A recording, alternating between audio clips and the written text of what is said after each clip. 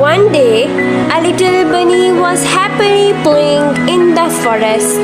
He was jumping, running, and laughing.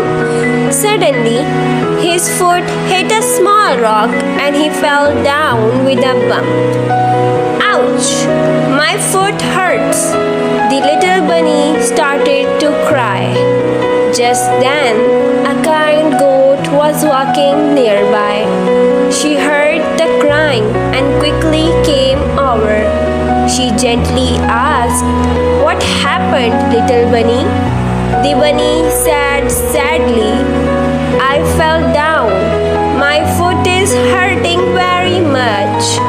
The goat helped him sit up and gave him some water.